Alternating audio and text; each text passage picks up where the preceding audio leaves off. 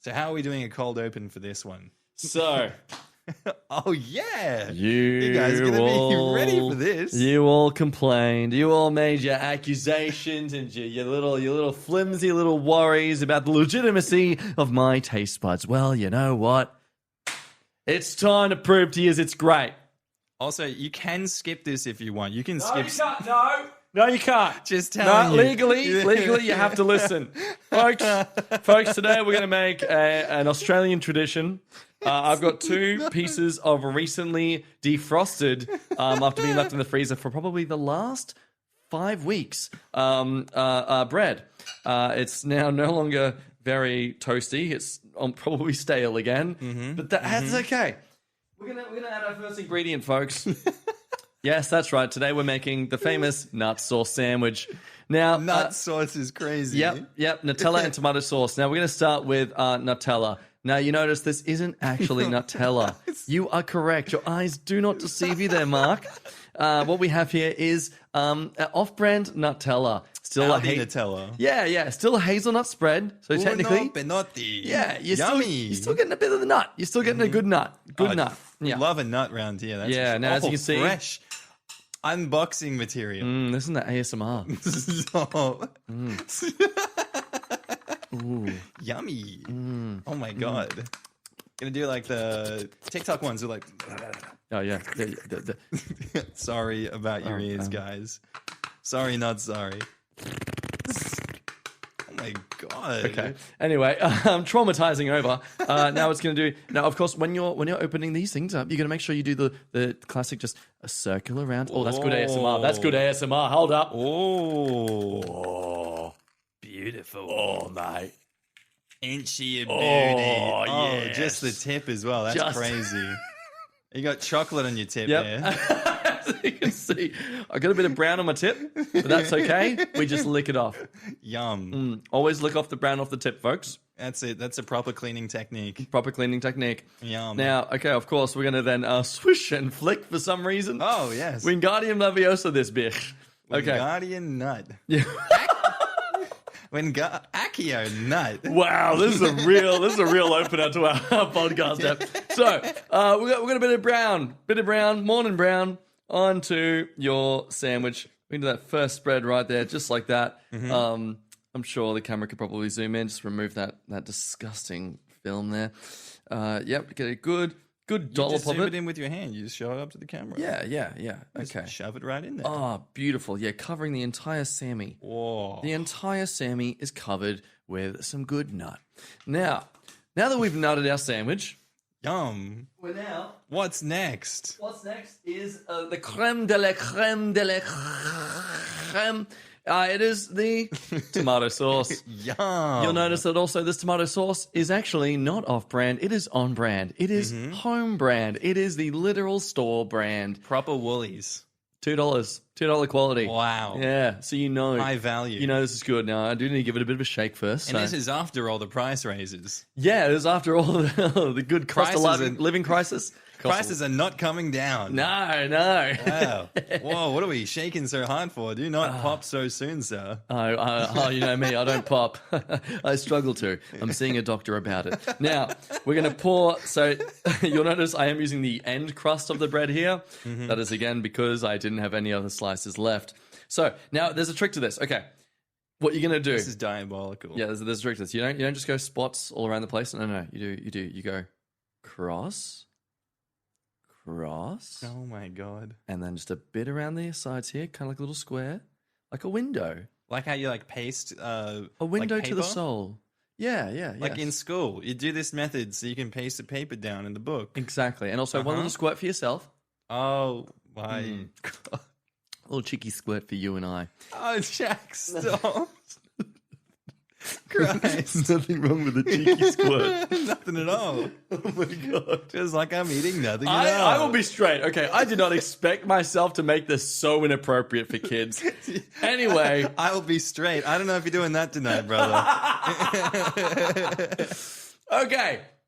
We have our slices. We have our nut. We have our squirt. We're now going to bring them together in a nice holy matrimony. Just like this. Are you ready? Yeah. Ah. Oh my God. Now, you want to make sure you squish it in. Really squish that tomato sauce all over the nut. Make sure it's a nice saucy nut in between your two Sammys there. You're going to see a bit of ooze. There's going to be a little bit of red ooze squishing out. That is disgusting. You'll notice that it's... You disgust me. You absolutely disgust me, Jack. Sorry. I'm just realizing the fact that it's brown and then like red coming out. Oh yeah, folks. What do we call that? Make sure you avoid getting cross contamination. Anal fishes aren't a joke, kids. Don't go too hard, guys. Yeah, don't go too hard on the toilet. Okay, well that said, you got your nice Nutella and you got tomato sauce there, and then we eat. I don't condone this. Oh yeah, nice little bit of TMJ to get that PB. No, not PB&J. Something down. Something was clicking there. For the record, I'm only struggling to swallow because the bread is so stale. Yeah, that's the only reason. You're not torturing yourself Otherwise, at all. it's great. It's great. Anyway, welcome back, guys. He really wanted to do that. I forgot about it. It's been, an extra week. Sorry about that. They did surgery on a grape. That's all I'm saying. Yes, Marcus is a grape. I'm a grape. Oh no! I can't spill this knife with Nutella on it. I'm wearing white pants. All over the pants, brother. Paint the town red. Or brown in this case. So we're back. Sorry, we made you wait. Yeah. I have not much else to say. We went to a little YouTube event thingamajigger. That was fun. I got to talk to some YouTubers from the city that we were in, which we're not going to say, which was pretty epic. Yeah. And sorry that you guys didn't get an invite, but you're not getting one next time either. I'm just going to put that out there now. Okay. Well, yep. All that said and done, long intro, let us get into it. Okay, so our first story is titled, Am I the Asshole for Not Cancelling My Graduation Trip to Babysit My Sister's Kids? You don't want to be chewing straight into the mic. You might want to just move it. It's going to get chewing sounds. Yeah, just keep it away. You can have your reaction after you're done, Jack. I, 23 female, graduated college last week, and me and a few friends planned this small road trip to celebrate. Nothing crazy, just 4 days driving along the coast, staying in cheap Airbnbs, eating good food, taking pics, and taking pictures. Something we've talked about doing since sophomore year. Everyone chipped in, we saved for it, and it was meant to be one last trip before people start moving away or starting jobs. Anyway, 2 days before we're supposed to leave, my sister, 32 female, calls me and she's kind of freaking out. She's got 3 kids under 7, and her babysitter cancelled last minute. She and her husband had planned a weekend anniversary getaway, and now she wants me to stay back and watch the kids. I told her that I couldn't. I'd already paid for my part of the trip, I was really looking forward to it, and it wasn't something that I could just drop last second. She got super upset and said that I was being selfish and immature, and that I don't have anything important going on, and she never asks me for help. Which is not really true. She does a lot. And then my mum chimed in too, saying that I should be there for my family and that my trip could wait. I told them that I wasn't trying to be mean. I just wanted to do this one thing for myself after working my ass off for 4 years. Why is the mum saying anything in this situation? The mum can look after the kids? I don't understand why it's always the one person that has, the plant. Let's not. Hey, man, we'll bring that up later. We've digressed too much. Sorry. The mum should be offering to look after her grandkids here. Why is the responsibility solely on OP? What, after 3 babysitters dropped out, or her babysitter cancelled last minute? There's no other babysitters you can take the kids to. There's no one else. So the one person that has a trip planned, you have to cancel their trip because your trip is more important. I don't get it. Babysitting is a very tough profession to get into, so understandably, there's you can only ever have one babysitter in your town at any time. It's just the training you have to do can take centuries. Sorry, I was too busy distracted by how good my sandwich was tasting. God. So they're already on their trip. No, they're about to leave. Gotcha. They graduated college last week. They're Right. 23 years old. They have a small road trip to celebrate.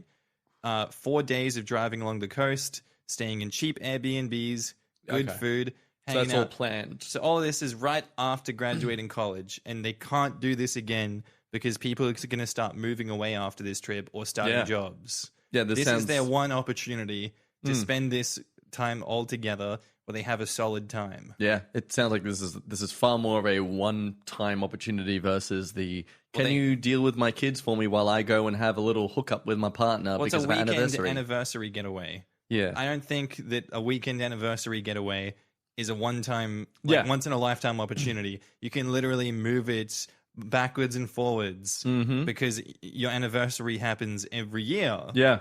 But this is a once in a lifetime thing. I'm sorry, sister, but you're an asshole for for doing this to OP when there are far more options than just OP after your babysitter cancelled. Like, I do think she's an asshole for doing that because she can move her plans and say, oh, it's my responsibility to look after my kids. Yeah. Actually, no, it's my younger sister's responsibility far more than it is my own. Oh, man. Yeah. No, absolutely. I think your sister is an a-hole.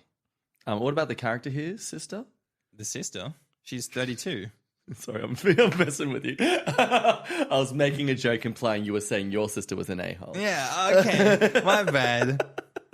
I'm a bit of a spacey Jane Sorry. sometimes. The Nutella tomato sauce has got my head in a messed up place. He's in a little silly little mood tonight. I am in a silly little God. mood. I may have had 2 coffees on the way here. Shh. Don't tell him. Bro, Don't tell him. it's bedtime soon. No. Are you not affected by caffeine? I say cock, but caffeine works. I surprisingly don't get affected by it for nighttime. I mean, I find myself never. jittery as I sleep. Like I do little kung fu moves, but otherwise, yeah.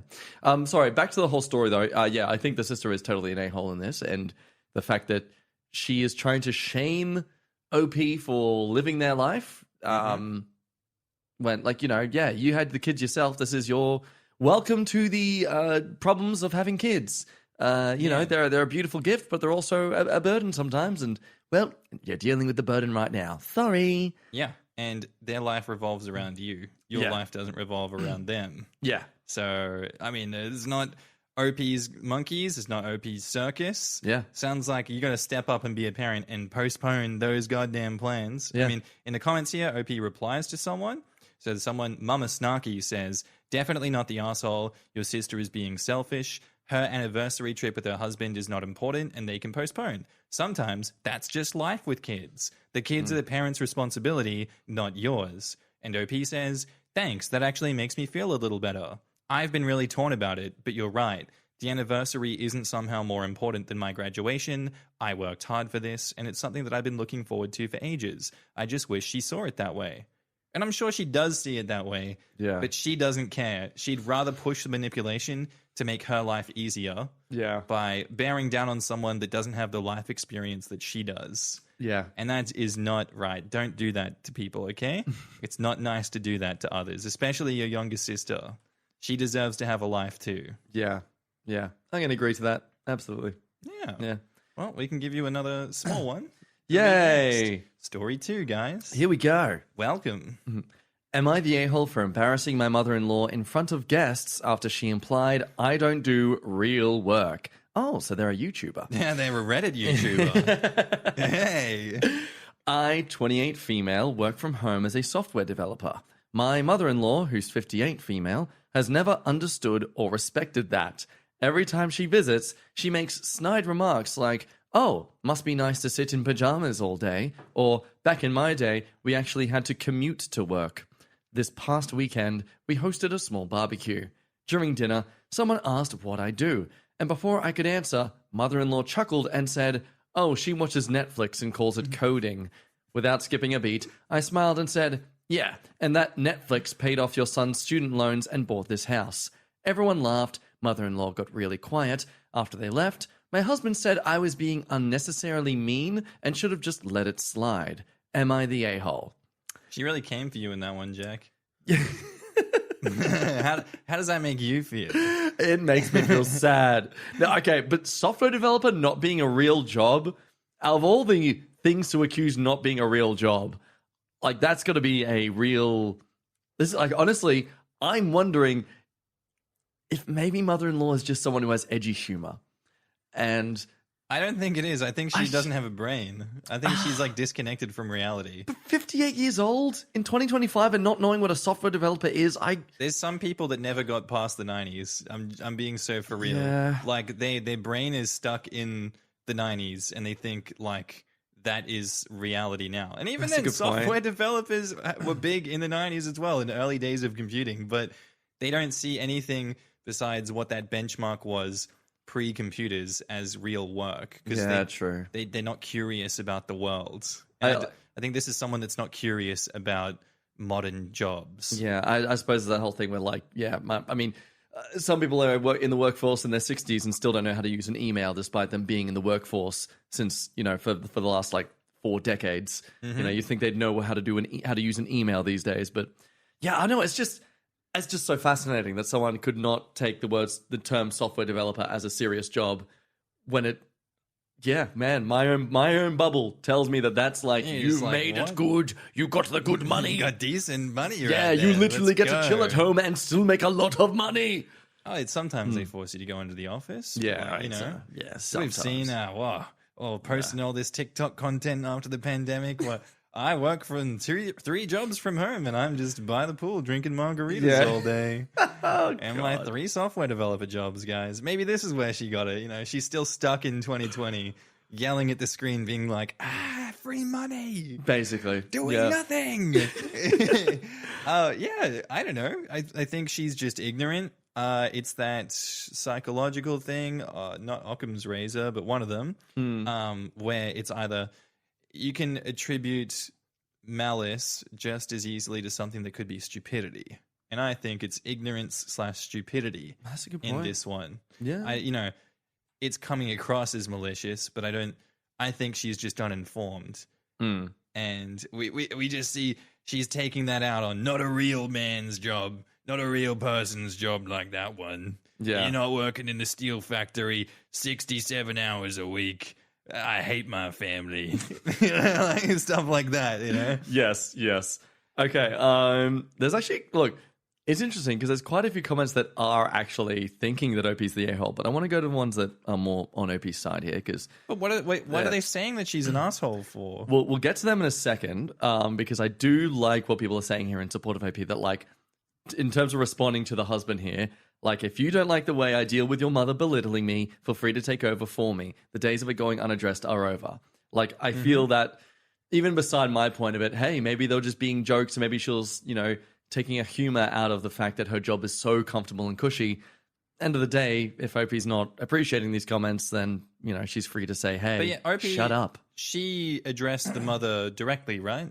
Yes, but, like, she seemed to have addressed her not so much in a, hey, I do have a legit job, could you please give me more respect? But she did it in more of a, hey, I want everyone here to know she's an idiot and I'm actually really good at what I do. Yeah, but I respect that. Yeah, I mean, again, I'm not surprised that she responded like this because when you're having to deal with that for so long, naturally you're going to feel like, you know what? Screw you, mother-in-law. I'm going to roast you in front of everyone. I see nothing wrong with that. F-word her. No, like, I don't know. Why do we have to put up with people's shit? I'm sure she would not respond kindly if I started calling her job not real and go get a real job, you bum, at 58 years old. I'm sure she would respond in kind.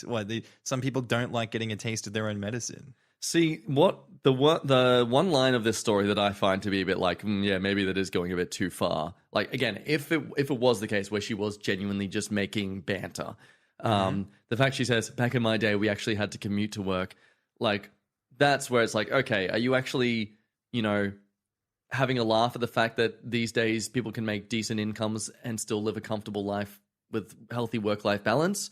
Or are you actually bitter yourself that you know, She you didn't didn't get get these that opportunities. opportunity. Yeah. Whoa! On the roof, What? Jinx. Oh, no. I did it. Ah, I Guess read your lips. I have to make you an Nutella tomato sauce sandwich now. Yeah. Oh. Oh, no. We're two twins and we finish each other's sentences. Sandwiches, shit. Oh, man. Sorry, man. Sorry. I will not be finishing your sandwich. You keep that shit away from me. Okay. The comments, though, that are against OP. Mm-hmm. So, I might go through this one because this one seems the most... Okay, I just read the third paragraph. Hell yeah. Okay. They had a gaycation. Close in terms of what? Okay. What?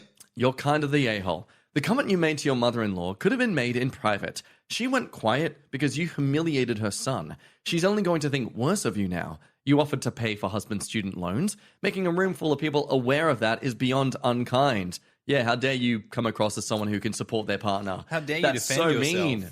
Yeah. Defending yourself in 2025? Crazy. How dare you point out just how well you are in terms of your job? Tall poppy syndrome. Australians detected. Yeah. Mm-hmm. I think you have the trouble accepting that you may not have the most difficult job. From my read of the situation, what you did was an attempt to reassert your worth after criticism, and instead of citing your accomplishments, you made a jab at your husband. Why do you care so much that your mother-in-law doesn't think you have a difficult job? No job is easy, but I'm sure you understand you are privileged to be working in a position that affords you the ability to work from home. If she made the Netflix comment because you had Netflix up while doing work, is that really such a terrible comment? I make $95,000 a year selling furry art. When people mock this, I don't care. Even when I was making $20K, I didn't care. I know how much time I put into my art. I know my art has value. There are definitely some difficult aspects, but I can listen to music. I get to choose my hours.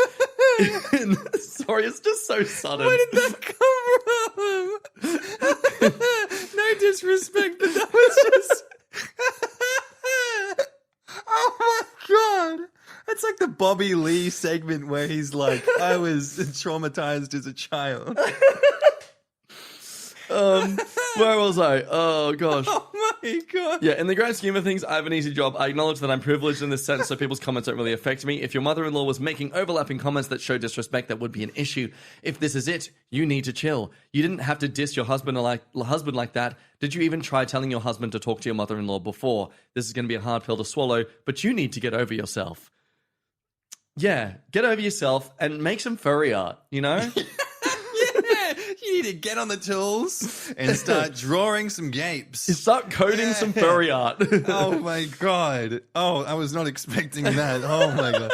Furries are the backbone of society, though. I won't lie. You know, every major industry, you're surrounded by them. You just don't know. The amount of times I see on the internet of people talking about as furry artists, they make so much money, yet they still kind of hate what they have to make it, but also the money's so good. The further I am like... The golden handcuffs they got on. You know what?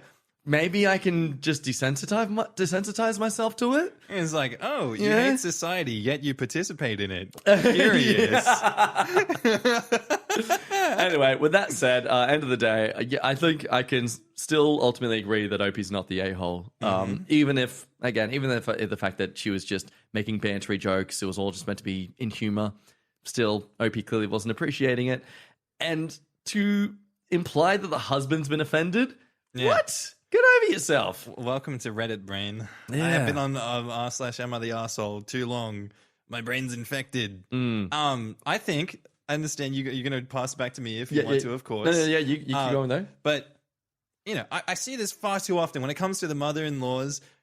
The partner that owns the parent of the mother-in-law, they never stand up for their partner in a lot of these situations. Obviously, not always, but it's often.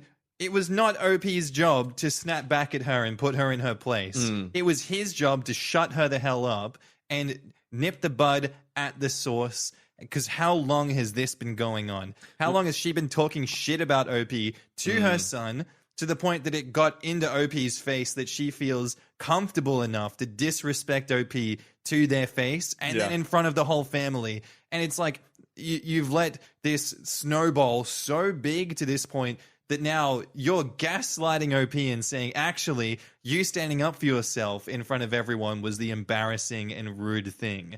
It is not like you're being monumentally disrespected for existing and doing what you do for money, which is respectable. No, you defending yourself was the disrespectful thing. Yeah, that's a good point. Yeah. I would only say it does depend on if she actually approached the husband about this in the first place. Yeah. But then that's it. That, again, doesn't dismiss the fact that OP was still in their right to be like, hey, shut up. It's just in terms of the husband's actions here, it does sound like I feel like OP would have mentioned that if she's actually spoken to her husband before. For me, it doesn't change things personally. No, but I think backs me up further yeah. in my righteous indignation.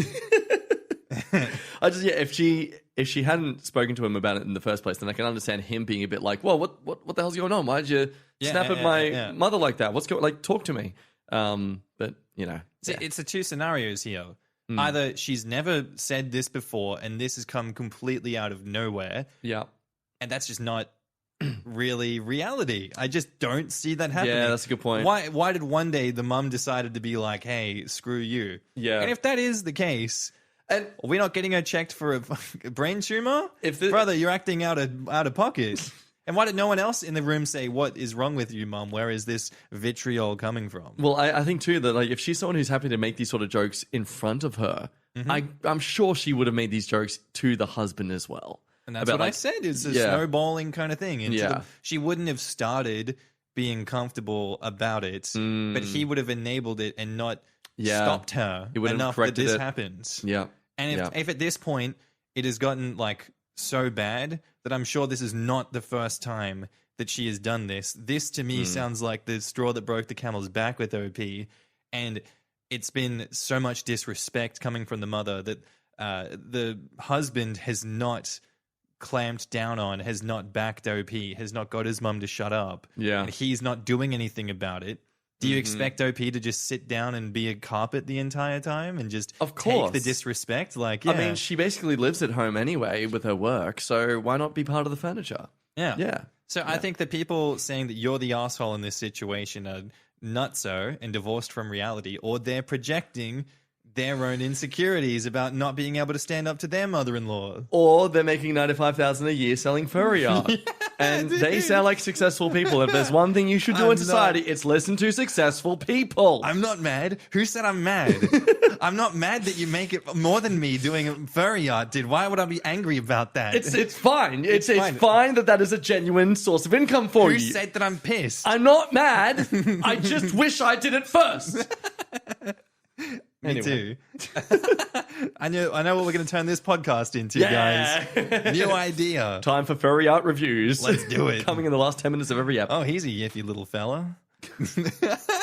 Okay, next story. I need to take this down, Jack. I need to get this away from us. No. Okay. Anyway, am I the asshole here for kicking an autistic child out of my restaurant for misbehaving?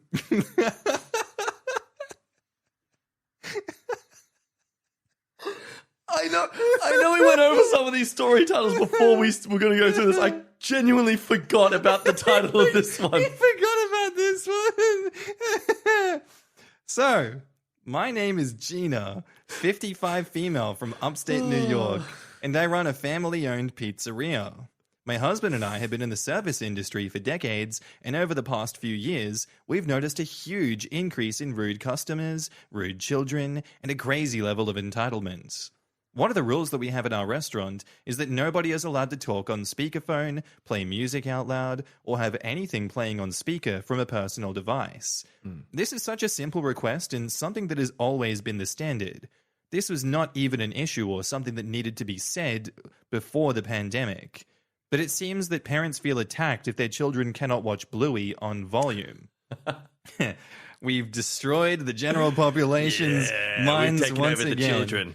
We've done what Pokemon wish they could have done in the 90s, which was take over the Western world. Exactly. Thanks, Bluey. Yeah, mate. We have signs up asking people not to do this, and we actually do enforce this rule. Politely, but firmly. A few weeks ago, a woman was sitting with her 9-year-old son who was watching cartoons on his tablet at full volume, while also scrolling on TikTok on a phone. I nicely explained to the woman that we do not allow this, as it's disruptive to the other customers, and asked her to please turn off the volume. The woman rudely replied that her son has both ADHD and autism, so he needs to do this in order to sit down without making a fuss. So I kicked him in the face. No. We are not a good channel for this.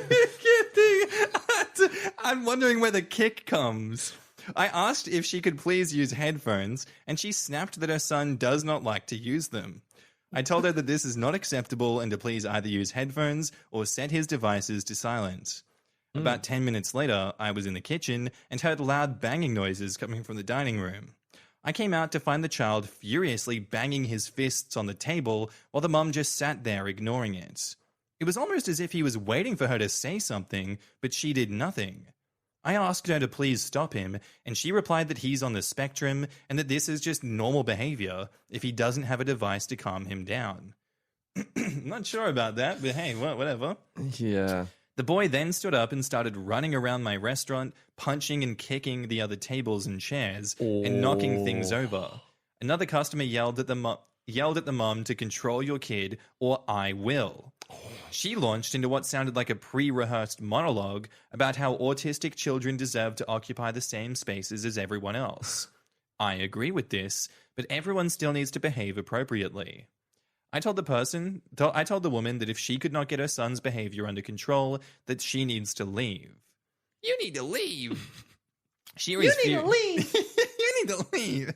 She was furious and started yelling about how it's illegal to discriminate against people who are born on the spectrum and that she would report me. My husband came out. Oh, good on him. Put her food into a to-go box. Stop. Just my child is on the spectrum. Man walks in. I'm gay. Gay. I'm gay, everyone. Gay. I'm finally living my truth.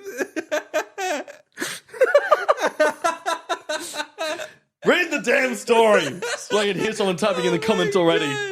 That's so funny.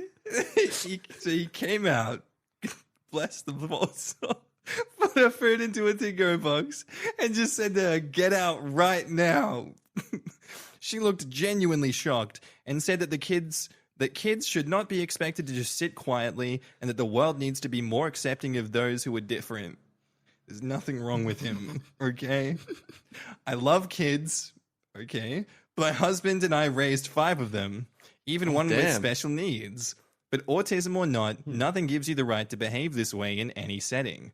If your child's issues are so severe that simply sitting in a restaurant without a device makes them freak out and throw a tantrum, then maybe reconsider taking them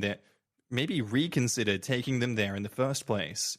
I'm tired of rude kids and lazy parents who embolden them to behave this way, refusing to discipline them or set any kinds of rules or boundaries. This is not about ADHD, autism, or any other condition.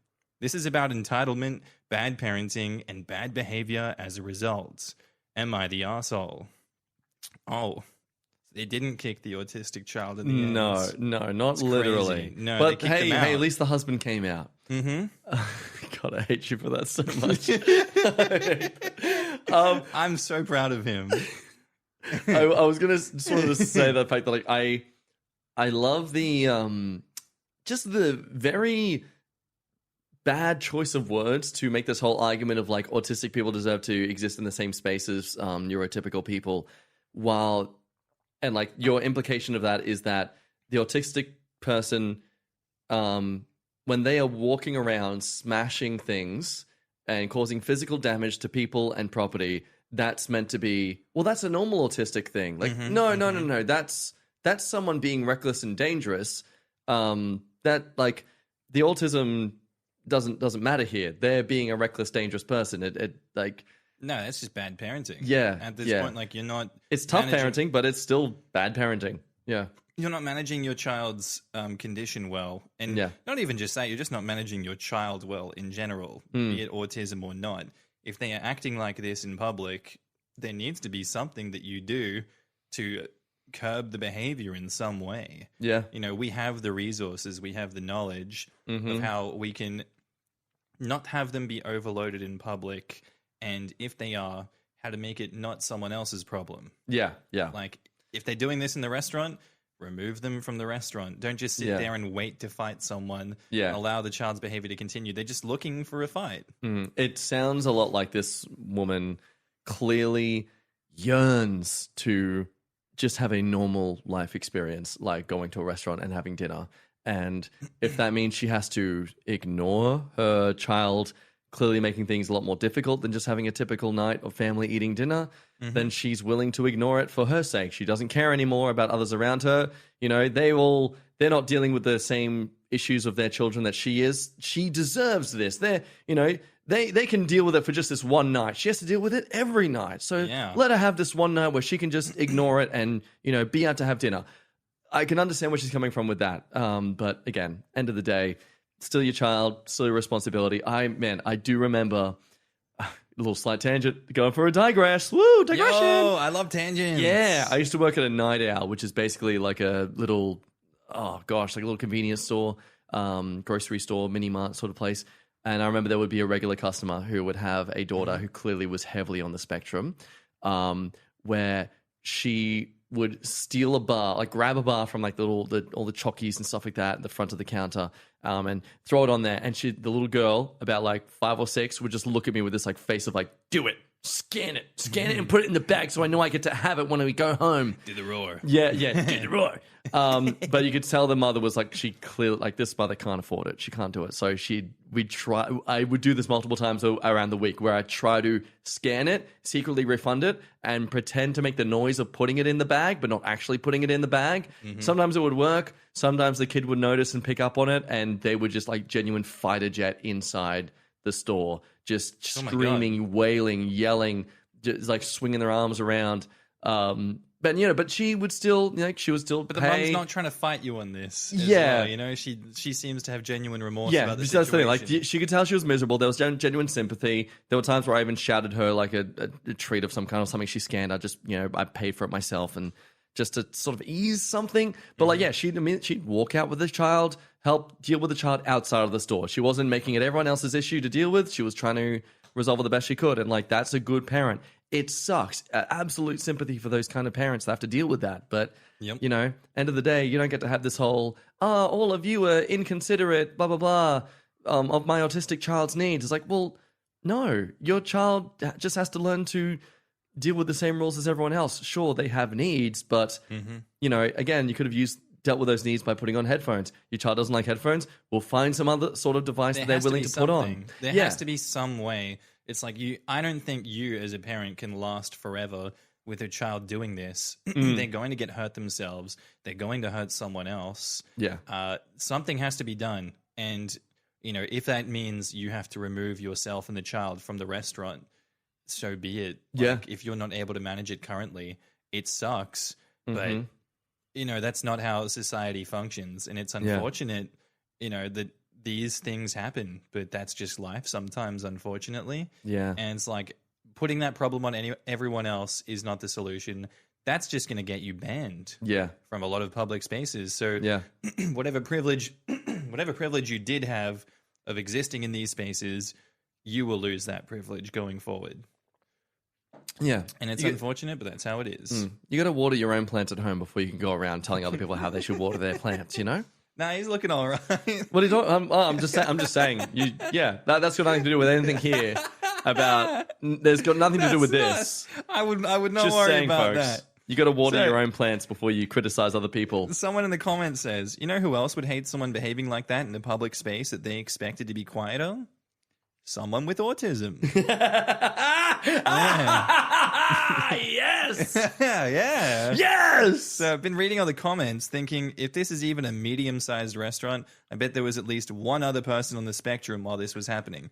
Possibly one who was appropriately prepared for the experience, who was working hard to extend their own ability to tolerate the stimuli of dining out. One who was using appropriate coping mechanisms, and it was made much more difficult for them to enjoy their own experience. So, yeah, unfair for thee, unfair for me, but not unfair for thee, apparently. Rules for thee, except for me? Rules for thee, not for me. That's it, yeah. So that's what I'm saying. Like, for these people, that's them. Hmm. You know, uncomfortable for you, but not uncomfortable for me. Yeah. I'm making a stupid analogy here by bending the rules. So someone else says, I have an autistic son, and when he was younger, 4 to 5-ish, he was awful in restaurants. So guess what we did? We didn't go out to eat. Some autism people will say that I deprived him of experiences, but I see it as I avoided triggers. And guess what? He is a well-behaved 24-year-old who wasn't traumatized because he didn't get to go out to eat for a few years. We were all much happier. Also, on that point too, how dare, like the whole, how she didn't give that child experiences at 4 to 5 years old because they were always having tantrum at restaurants. How dare you not give them the experience of feeling uncomfortable and annoyed by being put in restaurants where they clearly did not want to be in the environment of. Yep. Like, you're not depriving them of anything. If anything, you're depriving them Yeah, of what they want to be doing and where they want to be. Mm-hmm. That's a word now. That's a word. Impriving. I like this. Impriving. Improv. Guys, is the active form. Not the asshole. ADHD dad to ADHD children. It amazes me how many parents use autism and ADHD as an excuse to not parent at all. What I find disturbing is how many people, including in these comments, say their autistic child needs devices and electronics or meltdown, or they melt down. That is not only absurd, but a problem the parents created themselves because no child on earth is born needing devices. Ooh. Parents absolutely caused their problem by placating with electronics. The same goes for neurotypical children who tantrum for these things. People really confuse things that make their child shut up with things that are healthy and a necessity. In our quest to becoming more understanding and accepting, some people just decide, why work on behavior at all? Just let everyone have a free pass. It is actively making things worse. And that is a whole can of worms. That's all iPad kid behavior, and it is endemic? Yeah, is that the word? I think the word is that, Is endemic? It is rampant within society. Yeah, endemic's the right word, yeah. It is endemic. It is, not just kids with ADHD, autism and ADHD. It is not just them. It actually affects a large majority of kids these days. And it is kids just parents handing kids an iPad to shut them up. Yeah. And then, it exacerbated, bad behaviors that I didn't want to get on top of. Yeah. And now things are a lot worse. That is such that's like a new perspective is unlocked for me. Sort of like a new skill tree. It's just like been unlocked in my gaming life of that whole idea that really it's the parents that made the problem themselves with the whole iPad issue, not actually, kids aren't born with a need for iPads and distractions. It's, oh man, that's great. Because what did autistic and ADHD kids do before we had screens? They'd stay in their basements and be locked up forever because the parents didn't want to deal with that and didn't acknowledge mental health existed. Lobotomies. Let's go. Lobotomize your children. Get rid of your iPad and just give the child a bit of a lobo. Yeah, just bit of a lobby. Oh my god. Just a little drill in the brain. That's it. That'll fix all the problems. Yeah, it fixed my problems. They bought fine china collections and put them in the house, and you're not allowed to touch the fine china. Yes, all the spoons, all the forks. Don't touch the forks. Don't sit on that couch. Yeah, not on that couch. The one with the plastic wrap on it. It has to stay perfect. You're not allowed to sit on that one. Yeah. We have to clean this every single day, even though no one sat on it for 30 years. Oh my That's God. what they used to do to those kids. Yeah. Sent them. Okay, I zoomed out in a little bit. I'll zoom out one. It's just because I'm aging and my eyesight's going. Aww. We're getting old. It's all right. That's why I'm here, folks. Take care of your elders. Even though I'm technically the older one. Shh. Hell yeah. This is a retirement home for Zoomers. Yeah. Surprise, folks. We're both retirees. Don't ignore the ambulance noise in the background. Yeah. Sorry, they're just coming to check in on us. We made too much noise of laughter and our hearts accelerated a bit. Went up. Yeah. Okay, next story. Am I the a-hole for telling my parents they were deserving toilet paper Oh, right, TP, sorry. Am I the a-hole for telling my parents they were deserving to be kicked out of my sister's wedding? Paper. Yes, Deserved they were toilet deserved paper. to be kicked out of my sister's wedding. This is a throwaway as my brother is on Reddit and I don't want him knowing my real account name. So, my 37 female brother Mike, 35 male, is a knob. Always has been and always will be. He has been babied to the point of uselessness by our mum and dad, and that's made him an entitled slob. When he was younger, he showed promise playing rugby, which had my mum and dad believing he was going to be a superstar. Well, no wonder he seemed to be a useless entitled slob, because he thinks rugby's the... Bloody Mike. Yeah. You little asshole. The problem was, though, that he never had the work ethic to fully fulfill his potential. However, this meant that he was the golden boy of the family and he could do no wrong in my parents' eyes. He was a bully at school, which they brushed off as other kids making up lies. But he was even bigger bully at home to our youngest sister, Kelly, 31 female. He would constantly prank her, which basically meant he would do anything he could to embarrass her, including things like pulling her dress up in front of the whole family at a wedding when she was 15.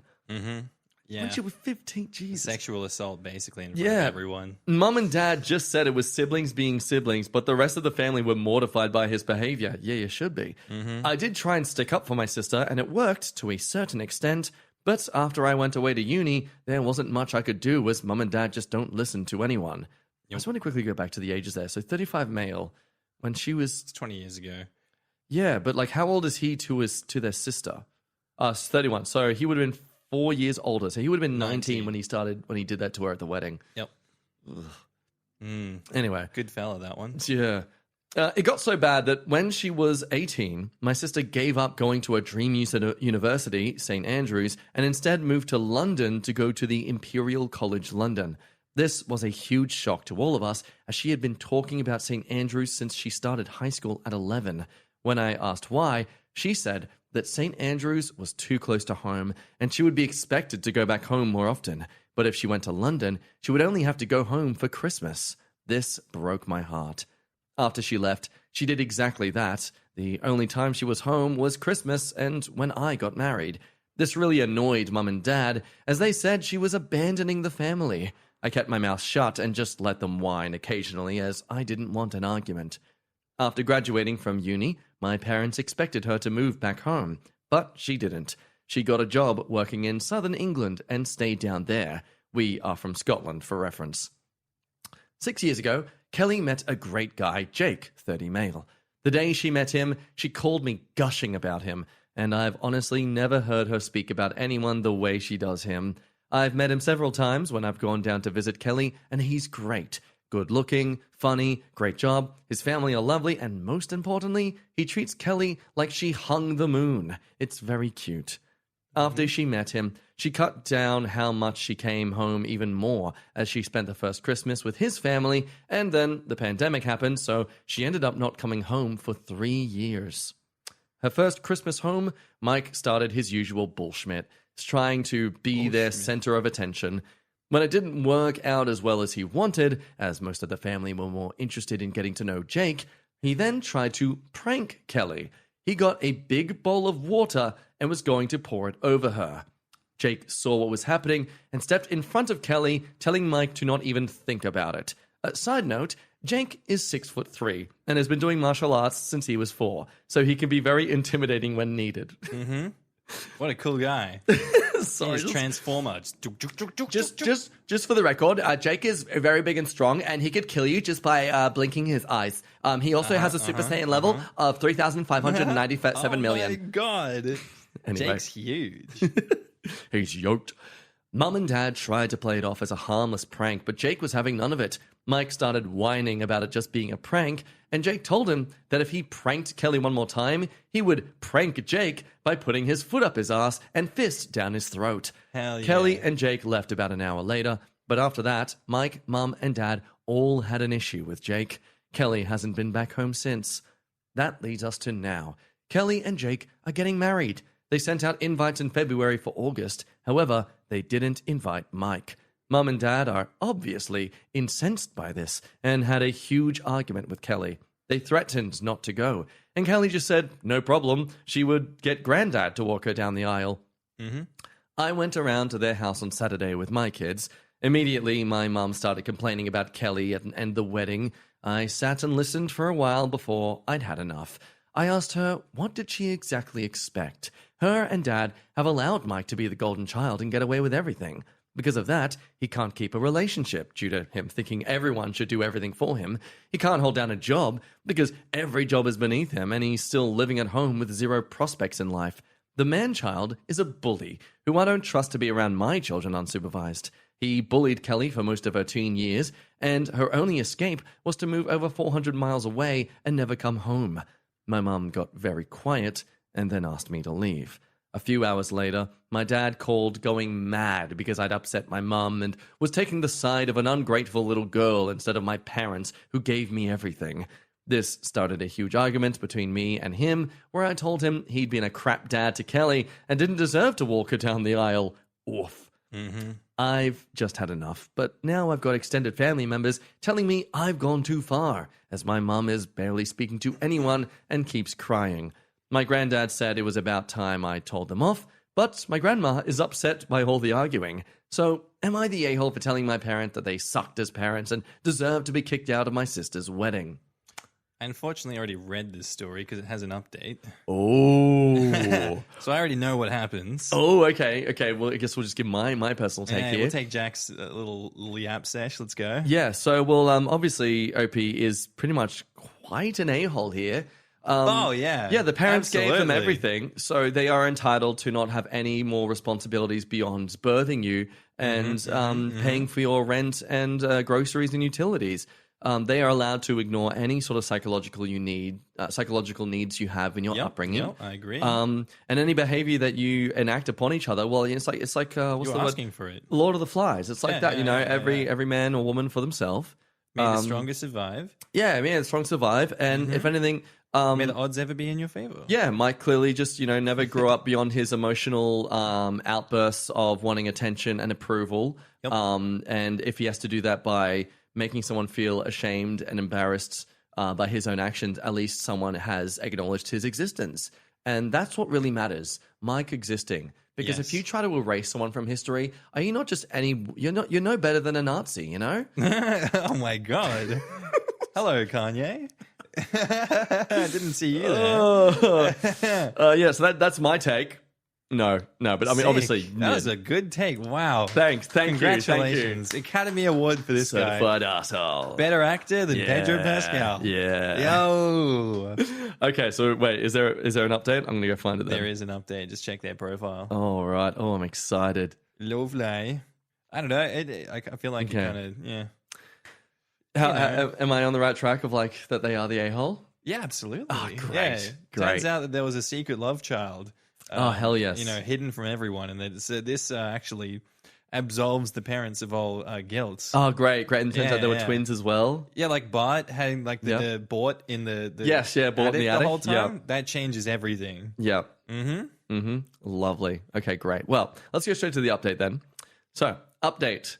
Hi all, that post took off a lot more than I thought it would. There was way too many comments for me to respond to, but I tried to read every one of them. I was asked for an update, so here it is. There were a few things that came up repeatedly, so I'll address them first. The pranks only started after I had left and gone to uni. He would say things to Kelly and I would have a go back at him when we were younger, but it wasn't anything more than that until after I'd left home, so there wasn't anything I could really do to stop it. I did speak to our parents, but they're useless. Yep. Second thing was about my kids. I didn't bring my kids around them very much as they didn't like to go to my parents' house. They said it was boring and they don't like Mike. Wow. Go figure. Yeah, wow. The kids don't like the man who acts like a child. You'd think if anything they'd love him because he acts like a child, but Yeah, he's no. just like us. Except Wow. us. Imagine how bad of a child you are being as an adult when even kids don't like you being a child. No, he's the bully child, though. That's the Yeah, problem. true. Yeah. Stinky. He got hella stink. However, after all the comments I got about this, I sat them down and asked them again. For my daughter, it really is just that she finds it boring and says that Mike is a weirdo. My son, however, said that he doesn't like being around my dad as he keeps trying to make him play rugby. Yeah. Hello, son. Let's throw the pigskin around. Innit? Come on, lad. Please be the son I never actually ended up getting. I have heard these comments and told my dad to drop it, but he would still make the comments occasionally. I had no idea that it was upsetting my son, though, so this surprised me. My son doesn't like sports, be it watching or playing. He's very much like his dad in that regard. He's a Pokemon kid, playing online, and goes every Thursday evening to play in a tournament at our local card shop. So rugby is an absolute no-go for him. The third thing is about security at the wedding. I spoke to Kelly and Jake said that 2 of his groomsmen are police officers who are aware of the situation, so that won't be a problem. He will promptly be shot in the head when he comes to the wedding. Jesus. Lastly, there was a lot of comments about Mike being the golden child. For a bit more backstory, he wasn't really the favourite until his talent in rugby came to light. After that, he was special and had to be treated that way. I think he was seen as Mum and Dad's way of being special themselves within the family, as they had such a super talented child. Anyway, today I decided to sit down with my parents and tell them I needed a break from them. When I got there, my dad immediately wanted me to apologize to my mum, but I said that wasn't going to happen. There was a bit of back and forth between him and I, until Mum stepped in and asked why I was there if not to apologize. I told them I'd spoken to Kelly, and she didn't want them at the wedding at all, that they needed to stay away and respect her decision. They weren't happy, but said they wouldn't go where they weren't wanted. I then told them I wanted space until after the wedding, as I couldn't keep being around them and keeping my mouth shut. I thought that space would be good for all of us. My mum wasn't happy and started on about seeing my kids.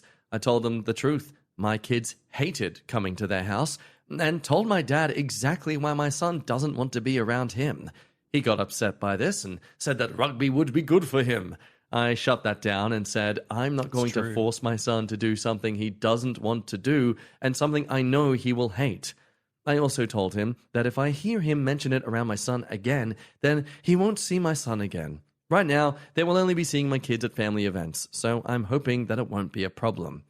I then asked them what their long-term plan was with Mike. Are they going to keep things the way they are until they're 90 and Mum will still be making all his meals?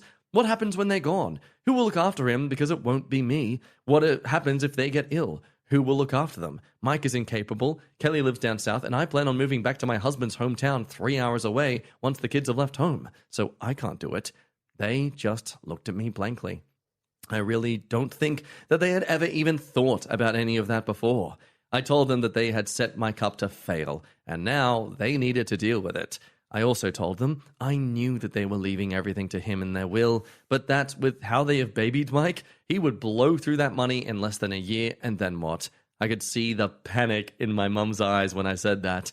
She either hadn't thought about it, or she thought I would look after him, which she now knows isn't gonna happen.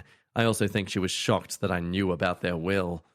After me telling them what low contact with me was going to look like going forward, and them not being happy about it, I left. Hopefully I've given them a lot to think about. I will check with them from time to time, but that's all right now.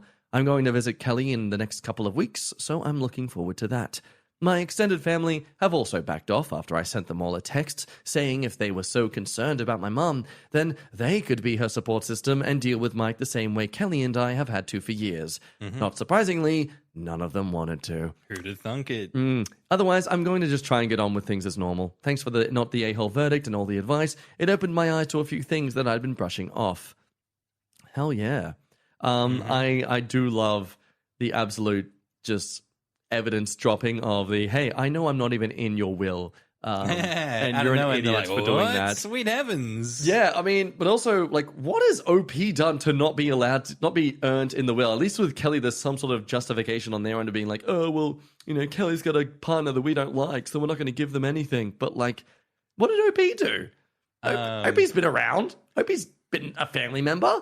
I just think it's like typical golden child syndrome. That's crazy. And then a lot of the times you get, this is my mental justification of it. These other people have left the nest. They're building lives for themselves. Yeah. They obviously don't need it. But our son, who we've enabled and coddled, he's struggling and he's useless. He's going to need everything he can get. Yeah, right. Because even without the will, these guys are going to be fine. They have their own things going on. That's just going to be a win more For him, they're like, well, maybe they feel some guilt putting him in that situation, and him being so useless, they're like, we'd feel bad if we didn't give you everything. That's a good because point. we know you're going to be homeless. Yeah. If not, because you just never left, you never just grew a brain and thought for yourself and got a job and I don't know, it's got a life under yourself. You just stayed home every day and did nothing and just were a failure. Yeah, I can see that. Yeah. It's not so much of like, we think you're the best and you deserve everything. It's more like, oh, you're actually so useless. We need to give all of this to you for you to actually survive. Yeah, just also that we, like, maybe they didn't recognize that OP was correct in... Oh, God, what am I going with this one? Maybe they just didn't recognize how bad it would be after he, like, gets that money, that they don't recognize he's going to blow through it. No matter how much they give him, there is a gaping void in his chest that the money is going to disappear into. He's going to be homeless regardless. Yeah. All this money does is delay the inevitable when they get to that point. They should be spending this time now making that bum-ass man work a job and get himself on his own 2 feet, because they probably need him to look after them in retirement at this point, and he's not going to be able to do even that. Yeah. If we just let this drag on. Yeah. Yeah. And absolutely. as I said to OP, I'm like, move away from them, go low contact, get the hell away from that. It's their problem, their circus, their monkeys. You're all good. Yeah. You just need to look after yourself at this point. I don't blame you for feeling the way you feel. Keep them the hell out of the wedding.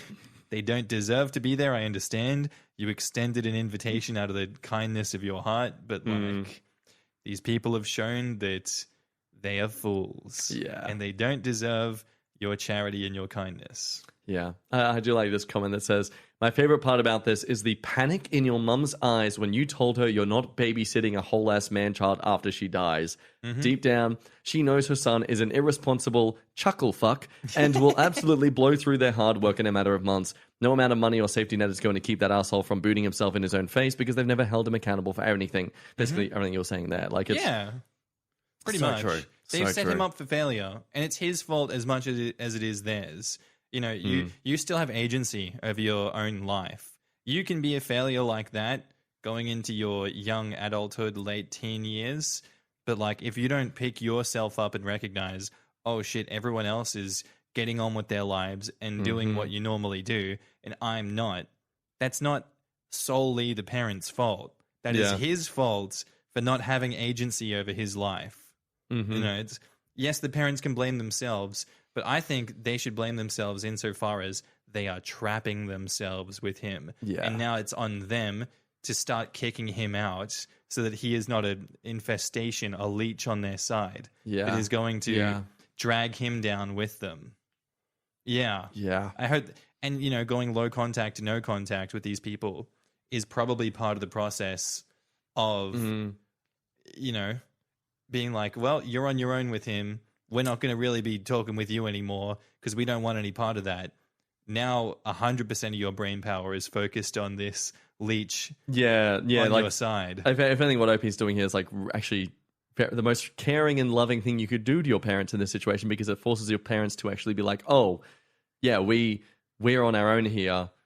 We need to actually sort this out ourselves, rather than just have that comfort of like, oh, well, our siblings will take care of Mike for us. Like, no. Yeah, it's all on you guys now, so. Yeah. Not your my butts in the circus. gear. Never going to be my monkeys. No. Never going to be my circus. No in this joint. So I wasn't. didn't. No, none of that. No ahs. Okay, I won't. I'm sorry. Not a single one. No. I won't ever say it again, dude. We're not dealing with any mics here, okay? No mics. No except mics. for these two. That's the one. Yeah. And maybe the one that's secretly recording inside of the plant. Yeah. That none of you guys know about. Yeah. We're doing plant sounds. Yeah. Second YouTube channel, it's secret. No. Okay. I didn't like the story that was up before, so I Okay. got rid of that one. We're going to do this one. Am I the asshole for dumping my boyfriend because he refused to hand me a period pad and tissues when I had diarrhea at the gym? Oh, Jesus. And now there's a TMI warning. Well, thank goodness they're warning us about how, like, you know, intense this can get regarding bodily fluids. Yeah, thank you for that after the title. That's really helpful. I, 20 female, was at the gym. Even though I was on my period, I pushed through enough to get sweaty and stinky. Are we sure this is a legit story and not just someone's fetish? This is not just a kink talking. Oh, no. Okay, let's go for it. My then boyfriend, 23 male, now ex, sometimes comes extra early to pick me up. God damn it. Stop pausing at convenient times. I got my stomach. Ow. Yeah, you just got that grate repaired. I got the grape. They had surgery. Yeah, he was sitting on because he likes to watch me work out. He was sitting in a chair, and it was my bag was on the chair. My bag was on the chair next to him. My tummy was feeling funny for an hour, but I thought that it was just because of my period. I got this sudden urge, so I went to the women's bathroom. I got to a stall, and I got in a stall without looking, and I found myself in a nightmare. I pooped in a public stall, and there was no tissues. The factor of my period added to my nightmare.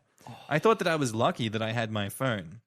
I didn't want to text my boyfriend this because I want to keep up a sexy image for him, but this seemed like the least embarrassing way. The text exchanges felt like a weird negotiation in hindsight. I told him the situation, and they asked if he saw pads and tissues in my bag. He told me pads, but no tissues. But there are napkins. I asked him to come into the bathroom to hand me my bag, and he said that he wouldn't go into the women's like a perv. I asked him to go to the bathroom door and hand my bag to the next woman who comes in. He said he wouldn't stand outside of a woman's bathroom and try to talk to some woman going in like a perv. He gave a similar answer when I asked him to hand my bag to a woman in the main gym area. I waited until 3 women walked in. I didn't want to ask, but I had to get out of there sometime. Somehow, I guess. A stranger gave me pads and tissues. When I got home, I broke up with him via video chat. I didn't even want to be in the same room with him ever again. He was begging to the point of tears, but I ignored it. Well, you know what? I'm just... Women in gyms and everything, like him in tears, kind of make me seem like a perv if I don't break up with him. My best friend, 19 female, said I was too harsh. She said there was no non-embarrassing way for me to get out of that situation and that some guys get the ick by periods. Am I the asshole? Hold up. A 19-year-old has an opinion. I mean, yeah. Don't you need to show your ID before giving one of those? Giving one? And no, okay. So what do you stand on this? Because I actually kind of agree with the friend a bit here. I think,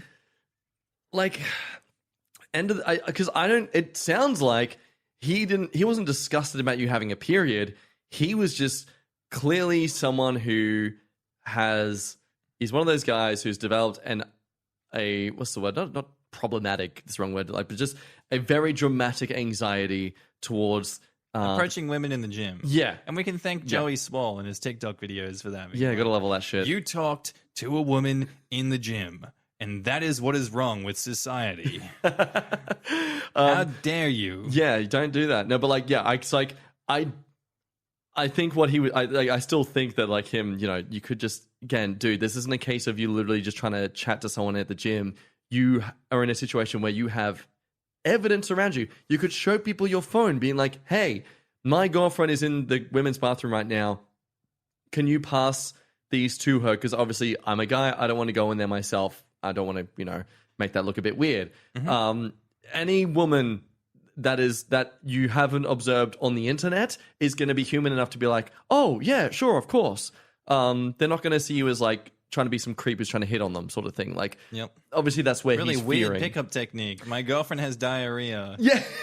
Hey, here's a new trick to chat to women at the gym. Yeah. Tell them your girlfriend's in the women's toilet and she's shat her pants.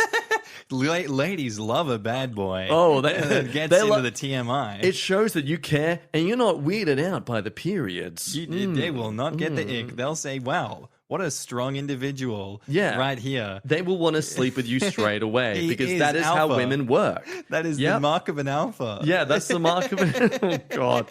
No, but okay, yeah. But that said, though, even with that, like, hey, dude, you could have just done this, you idiot. I don't think that really is grounds to break up with him. I think it's grounds to actually confront him about this sort of thing that was so unnecessary for you to be embarrassed. If you were embarrassed about like having to do that, imagine how I feel as someone who was literally like bleeding and pooping all over the toilet. Which one's more embarrassing right here? Yeah, like understandable. I mean, then again, I guess it's that case of like, well, for women, that's a very natural bodily thing to do and they shouldn't be ashamed of it and stuff. Where a man talking to women outside of the bathroom isn't normal. That shouldn't really be tolerated, So I could see the argument for that, but again, standing outside of the bathroom, being like, "Hey, how's it going?" Yeah, like that is a bit creepy. But again, with that thing, that's crazy. We can counter that by being like, "Hey, you weren't there to try and flirt with women. You were there to literally just get someone to pass your girlfriend's things to your girlfriend, or just her bag. Just hey, my girlfriend's in there." Yes. I'm a bit shy about it. It's like this comment here, right? Yeah. This is my segue. I'm sure into comments, it. yeah. Does he not realize how courteous and respectful it is to ask another woman to bring the bag in for your girlfriend? All he had to say was, hey, my girlfriend needs her bag. Can you bring it to her? I'm not comfortable walking into the woman's restroom. In what world is that pervy? Yeah. I think he's overthinking the situation. I think he has overthought the situation. I just think he's anxious and overthinking it and freaking out. Yes. But sometimes you got to put your anxiety to the side and do it regardless. That is the difference between stupidity and bravery. Yeah. You know? Yeah. And it's like, think of your girlfriend in this situation. Yeah. She's in a rock and a hard place. She's up Schitt's Creek without a paddle, without a toilet paper. I don't think Schitt's Creek is That's it. up and out her. Absolutely. Yeah. But okay, that said though, I think despite all this, I am still going to argue. He's not letting me go on my tangents. Oh, sorry. No.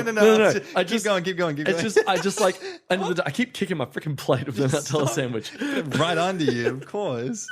I still think you are the a-hole purely from the decision to decide to break up with him over it. Again, I think if all you did was just hounded him for being so disrespectful to you, or because again, it's one thing to be disrespectful because he thought, ew, period's gross. And like, oh, I don't want to do that for you.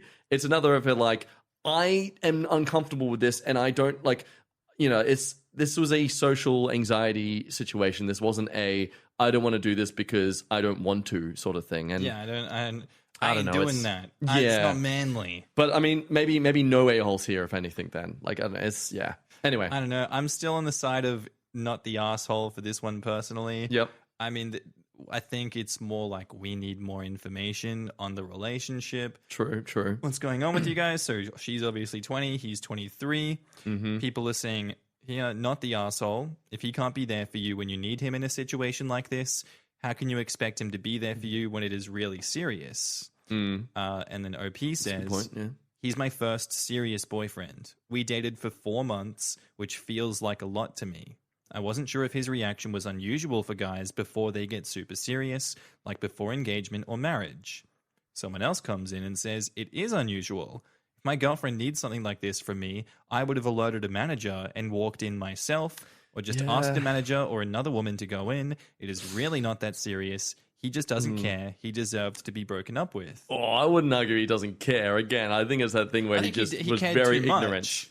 Yeah, he was caring too much about, but also, again, which does kind of more, if anything, more supports for breaking up with him, I guess, that he was caring too much about himself. Yes. And how he would come across in the situation in that immediate moment. He cares about how he is perceived in society. What a loser. He doesn't live in blissful ignorance like the rest of us. Yeah, what an idiot. what a lame... What a loser. Caring what people think about you. Yeah, you care? You are literally an asshole yourself, mate. Look at you. Look at you. Stop doing that, actually. Stop looking at you. Look at you. Yeah, look at him. You care about how people perceive you. Yeah, look at you. It figures.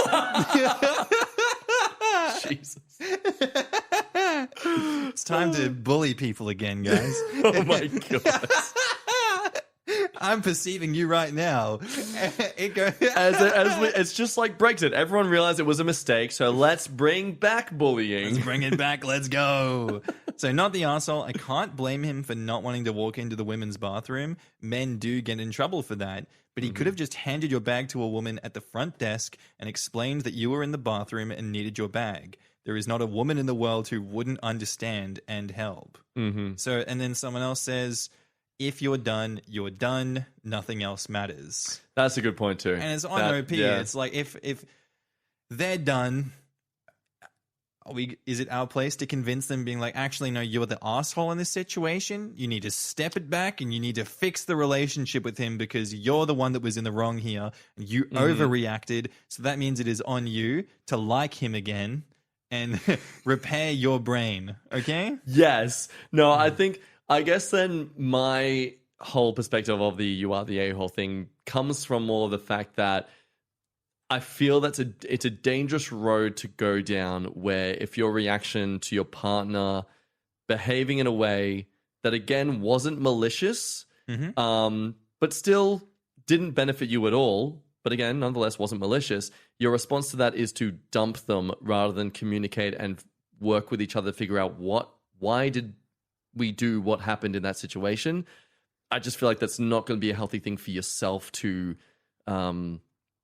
habits to have. I think it's very easy to just be like, to dump someone straight up. At least communicate to him what went wrong, and then the way he responds to you communicating to him, then you can like give yourself the actual, well, do I want to keep this person around in my life? Because again, like if his response to it intentionally malicious, right? Yeah, I think it's just, I always say in my assessments of situations that, at the end of the day, I don't think anyone was particularly evil. I think there's a fundamental incompatibility that has arisen. That's a good point. Yeah. And this is one of those ones. It's like relationships, for the most part, while there is no challenges, while there's no serious issues that arise, they are so easy to maintain and have that solid respect and mutual ground with your partner. But as soon as a big challenge comes up, something like a situation like this. Most people don't face a situation like this, but the way they respond to a challenge like this shows a fundamental incompatibility between those two people, especially in that moment. And it's like, is he always going to be like this, or is that just this specific instance that he's uncomfortable with? And maybe if I give him the chance in this situation and I forgive him for it, if this happens again in the future, is he going to learn from that and be like, yes, I was overthinking the situation. I will just get a woman, give it to her, the bag to her, and the woman will go into the bathroom and it'll be no big deal. I won't have all this anxiety. I won't do it again. Or will it repeat? And he'll be like, I understand that I did it last time, but I can't do it again this time. Yeah. And that's where we're dealing with situations like this. This is a fork in the road where it is showing a fundamental incompatibility. That's what other people are saying. That's a good point. Yeah. What other kinds of situations like this are going to come up where he's going to repeat the same behavior? And is it on OP every time to be like, we talked about this? Oh, yeah. You promised you were going to be different. You were not this guy. Most normal people will do X, Y, Z, but you're doing A, B, C. And I don't understand why you're always doing A, B, C. That is not normal. So I think that's some of the perspective here. Is it on OP to accept these very big fundamental flaws that are not compatible with OP and what she wants in a partner? And dating is one of the most discriminatory things that we do. And people say we are right to discriminate in dating because we have that God-given right, I guess. That is just how it is. Yeah, yes, the whole thing of like preferences. You just made me think of the fact that like, the whole idea where incompatibility and that, that obviously gives you full right to end things with someone if it proves they're not working right. My mind was like, what about at least giving people the opportunity to grow from moments where they do realize they, didn't make the right choice in that moment. And, it's not until hindsight they realize, oh, I actually should have done X, Y, Z. I was going to be like, I think we should encourage that. I think we should encourage people to, if they do something wrong and you tell them what they did wrong, you don't just break up with them. You give them the chance to try and fix and repair that. And that's how you can make the relationship last longer. And And lots of people do. And they'll do grow that. from that. And Plenty of people do I that. genuinely try to think of examples where I did that in my relationships, and my relationships got better from that. And I can't think of any. I can't think of any moments. I can think of moments where I've been to my partner like, "Hey, I was in this moment, and I needed this from you, and instead you did X, Y, Z, and we talked about it." And then it would happen again, and they didn't change. Yeah. Oh, wow. Dude, crazy stuff, huh? Wow. Yeah, wait, what about? Oh, wait. what about- I'm actually oh, an wait, example of actually, why no. you are completely right. Wait a minute. How about just forget that one, but like there's another one. No. Not that one either. Oh, maybe that Oh, one time my with the, oh, absolutely God. not. Oh my god, that's hilarious. So it's like there was this story that I covered yesterday. I guess this morning. It was two people getting married.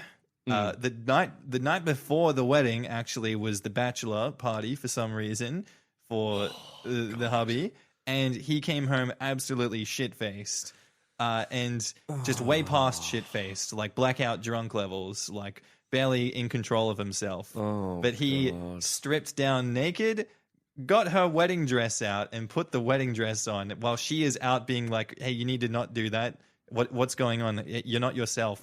Why did you drink so much? Why are you in my wedding dress?" And he's like, it came out after the fact in the update that he was conscious of the fact that, yes, he thought it was really funny. He never gets this drunk either, so this is a one-off apparently for him.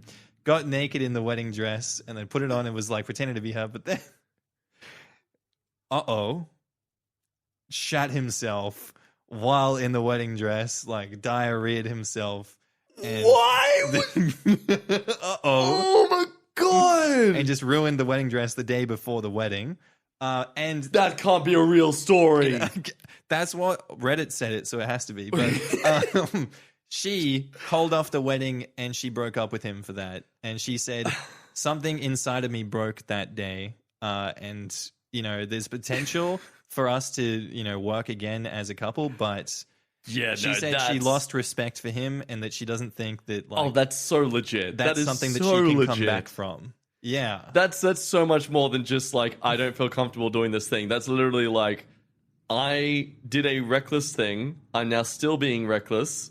And now I'm going to do this other reckless thing. And now I'm going to literally wreck my bowels. Yeah. That's But crazy. the husband, and how he defended himself is saying he was blackout drunk. He doesn't really remember most of the night. And that's not him. That's not how he is. That's not, and she knows that's not who he is.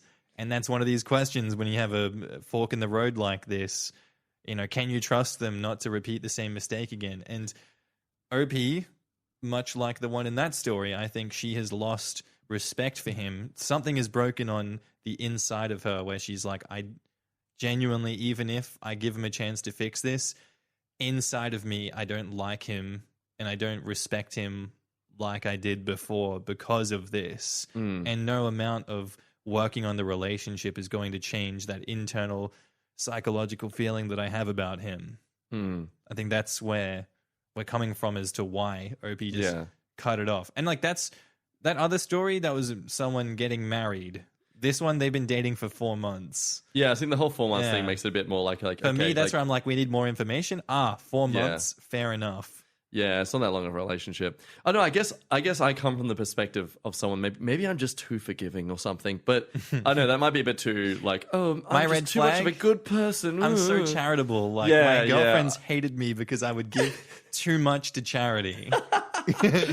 No, I think maybe I'm just too much of a lenient person myself in terms of just I like to give second chances, but then again, that also might just be my own habit of someone who just likes to avoid the confrontation of telling someone that like I'm done with them. Damn, that's crazy. And how well, do that's you really feel? Well, I mean, that's the thing. That's what I'm like. I'm literally just trying to think. Like, I wonder where that sort of perspective comes from. Why do I feel like she should give him a second chance? But yeah, maybe it's because if I was in that situation, I'd try to purely because You don't want that confrontation initially. yeah, like maybe I wouldn't want to hurt their feelings of making them think that they failed entirely because of that one event. But It's like, hey, we can definitely come back from this. I just have to wait for more evidence before I pull the trigger. That's the thing. Yeah, and that's a valid point. I think that's something that. Welcome to a sudden pop-up therapy session for Jack. Strike number 1. Yeah, no, that's something I'm going to reflect on over the next week and then completely forget because my undiagnosed ADHD will focus too much on other things. Hell yeah. Side note, myself. a bit of lore why I'm wearing a pineapple t-shirt because all my other clothes are pretty much in storage because I'm moving this week, so I had no other shirts to wear. So this wasn't a fashion choice. He was on a couple's cruise. By myself. Yeah. I just went for the zip line. I just went for the zip line. He was not swinging, guys. I mean, I was, but not in that way. No. We have life. Yeah. If you guys want to just sort of stream along the little timeline. The timeline. You'll Slide see the along plant left and right. slowly come back to life. So we don't actually give it water. We feed it through Reddit jargon. Yeah. That's how we actually feed this plant. Reddit stories give it energy, guys. Yeah, and you say I didn't water it. Clearly Dude. you're wrong. Watch it in real time. Yeah. Come on. Okay. Am I the a-hole for grounding my stepdaughter for selling my formal dress? I, 37 female, have a stepdaughter, Amy, 16 female. Amy was looking for formal dresses, and I mentioned that I have my old formal dresses. She picked my old prom dress to wear, and she has kept it in her wardrobe since wearing it at prom. I don't fit in my old dresses anymore, and I kept them and some other clothes to hand down to my kids. However, I have 2 sons who aren't interested. Since my nieces, 15 and 13 female, are interested in my clothes, I plan to give them the rest once they were old enough to fit them. Amy left her earbuds in her sweatpants pocket and turned on the washing machine. When she asked for new ones, me and her dad told her to save up to buy new ones. She works part-time, as she wanted an expensive brand new pair and not the wired earphones I had offered. Amy went to stay with her mum, and when she got back, she had the new earbuds she wanted. So I asked if her mum had bought them for her, and she said she had resold my dress on a secondhand site and bought herself the earphones. Uh-oh. The dress is 100% silk, one of a kind, and the brand doesn't exist anymore. I was really upset to hear she had sold my dress without even asking. I confiscated her earbuds and told her I would give them back when she repaid me the cost of what she sold the dress for. My husband thinks I'm being too harsh, as I wasn't explicit on whether I was lending or giving her the dress. Amy has gone to live with her mum since and thinks I am being unfair. I am not sure if I have taken it too far and if I should stand my ground. Oh, man. This is just one of those situations that, like, I never want to be a part of, so I don't have to take a side for things like this. Because if I'm in this family and I'm taking a side, you're getting yelled at no matter what, like, from one party of people. Yeah. I feel like either side is going to feel very strongly about their own position. And maybe something to do with the ex-partner. Who knows what's going on there? Like, it sounds like maybe she condoned it because she didn't. You would think the logical thing is, hey, it's a really nice dress. I know she's given it to my daughter, and my daughter obviously wants to sell it.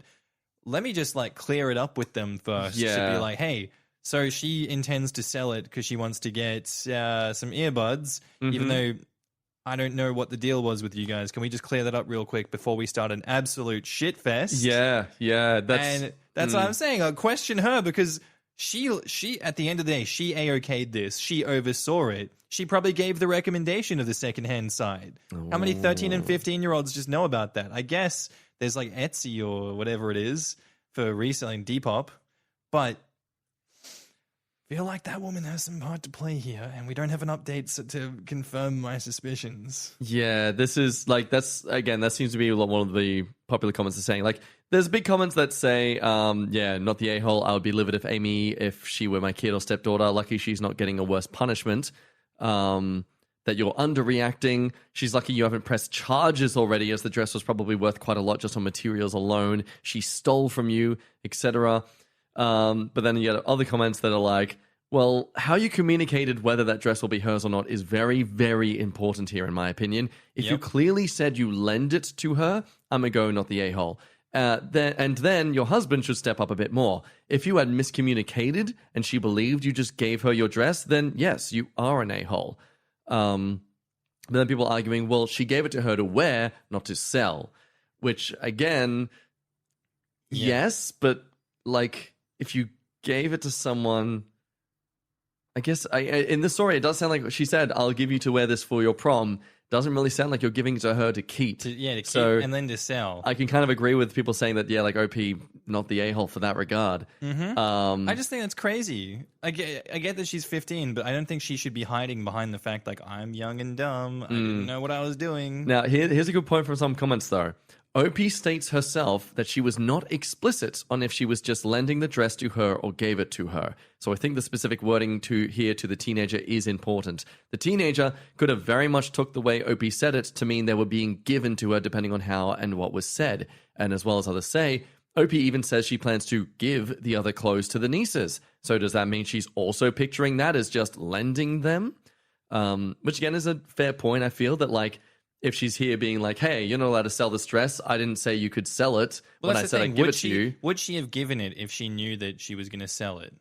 I guess probably not. Yeah, that's a good point. That's the basis of this. It's like, either she would not be okay with it or you're just intentionally hiding the fact that you're going to sell it because you know she's not going to give it to you.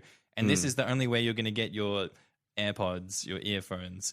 It's immoral, and I think it's wrong. Yeah. Another comment here says that, look, I'm 49 and I would have asked for clarification, but if I was a teen, I would have thought, oh, you want a formal dress? Yeah, I have some that don't fit me anymore. How's this one?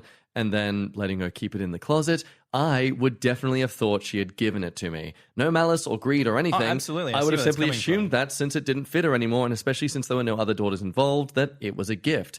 Which, okay, so that makes me now think, well, yeah, that's actually a very valid point. Like, this wasn't her being like, screw you, I don't care, I don't respect your property, and I'm like stealing it. It's like, I'm done with this prom dress, I'm going to sell it now, I'm not going to use it again. I was given this to wear for prom. I don't need it for prom anymore. It's just here gathering up dust now.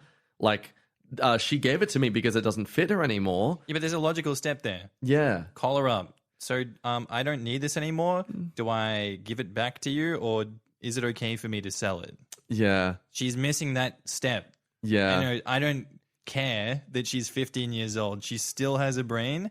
She still, I'm assuming, had a good enough upbringing where she respects people and would have that common courtesy to be like, hey, you know what? I'm done with the dress now. I know you said I could have it. What should I do? I want to respect you and your dress because you took it out of the kindness of your heart to give this to me. I do really like this comment here. That's kind of like a no a-holes here sort of thing, that like, it sounds like your stepdaughter believed you gave her the dress and therefore she sold the dress. Obviously that was not your intention. However, the moment to clarify that it was a loaner has long passed. This part here. You're an adult who understands the sentimental value of an item. She's a child who needs materialistic things. You both will never see eye to eye on the situation, at least at this time in her life. Have a conversation alone with Amy about how you did not intend for her to have the dress, as it had sentimental value to you, and you were upset and disappointed in her actions. Give the earbuds back, but move on. I think, like... Forgot about the earbuds, yeah. Yeah, like, I think end of the day, it's like you're punishing her for you... not communicating properly. Yeah, and regretting, like, not clarifying things in beforehand and being upset at her just literally acting of her own volition based on the information that she was provided. It's... Like, again, I don't think OP is wrong to have been like, oh, you sold that I'm upset about this. Yeah, like, you're allowed to be upset about it, but I think to punish her might be a bit too far. I'm just trying to see if there's any... We've all been young like that before. I put myself in her shoes at that age. I definitely would do some stupid thing like this myself.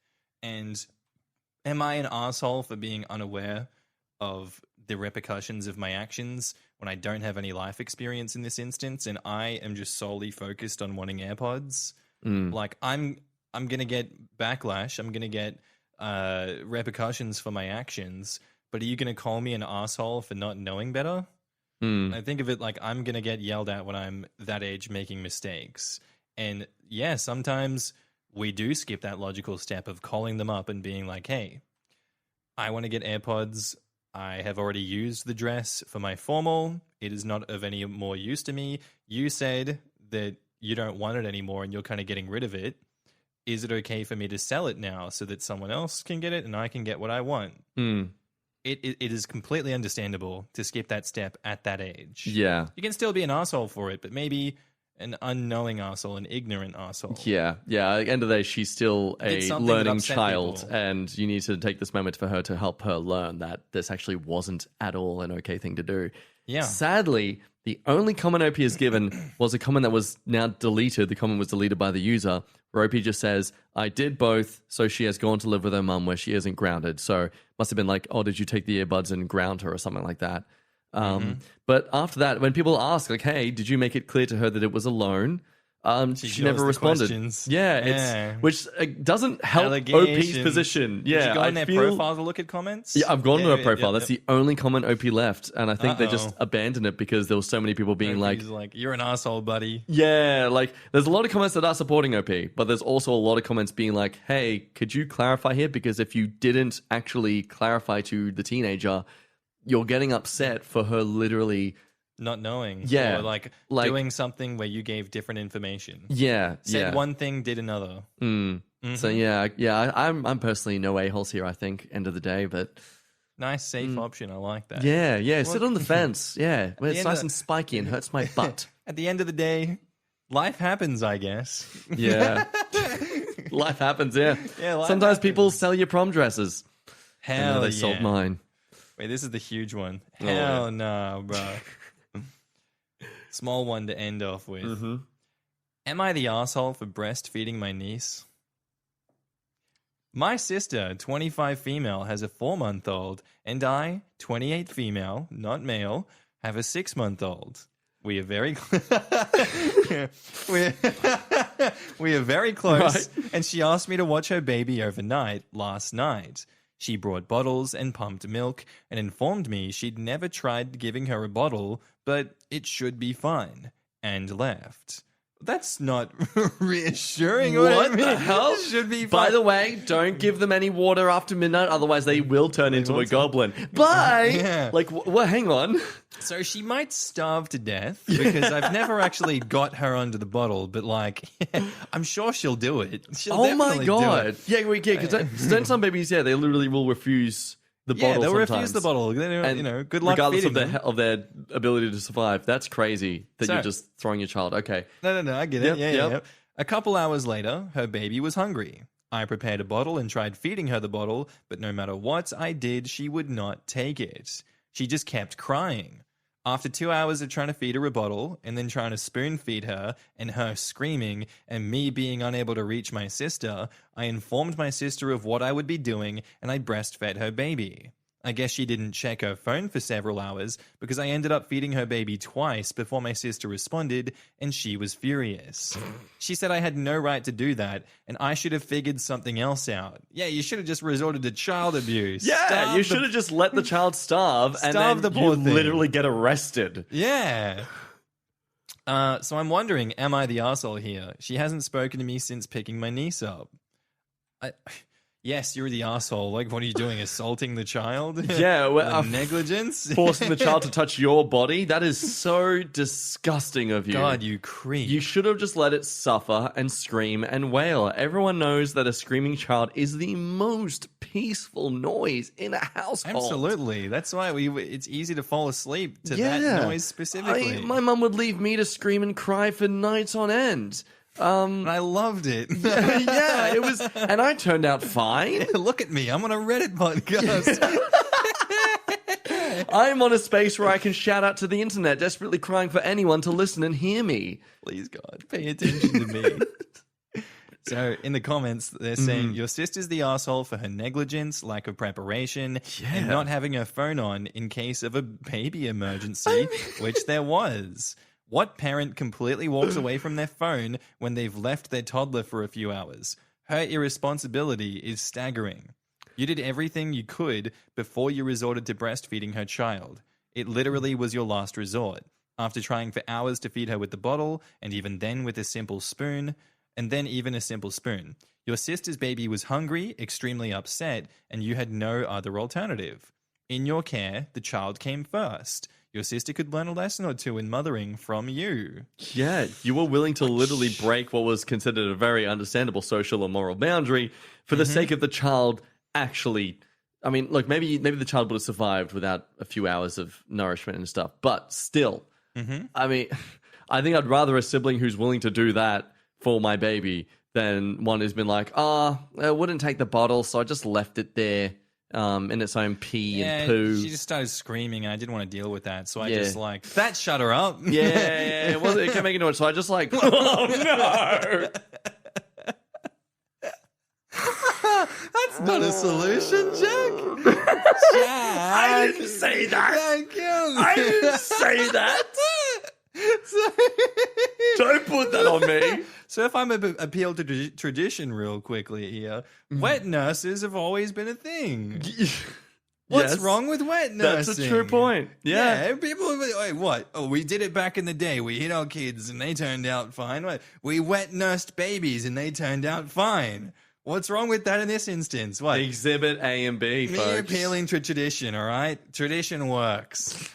There's nothing wrong with tradition, no matter what the historical context. I'm a traditional guy, but not in the sexist kind of way.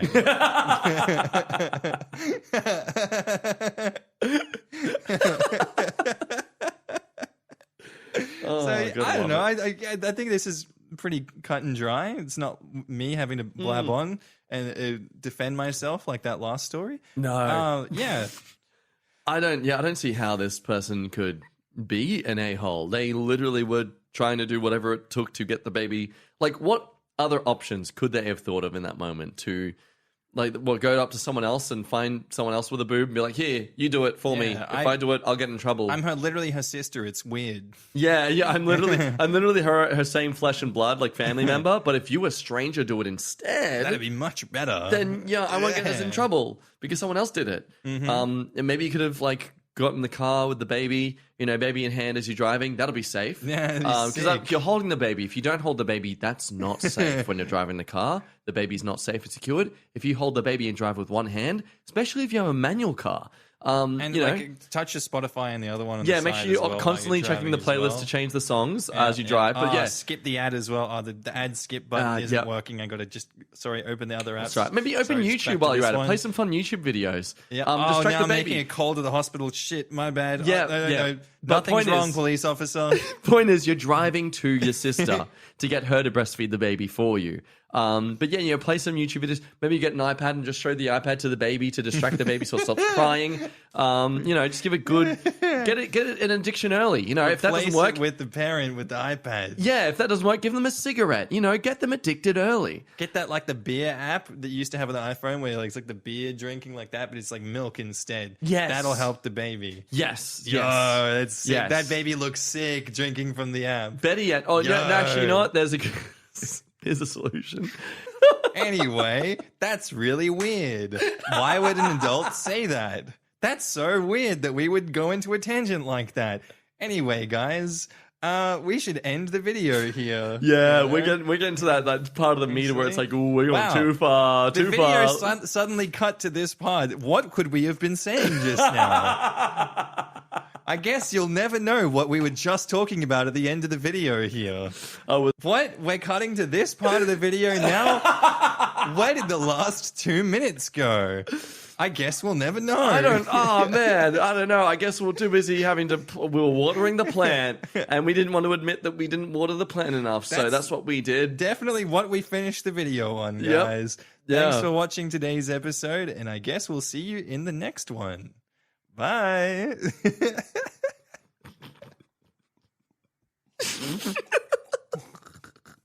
Yeah, good save. Good idea.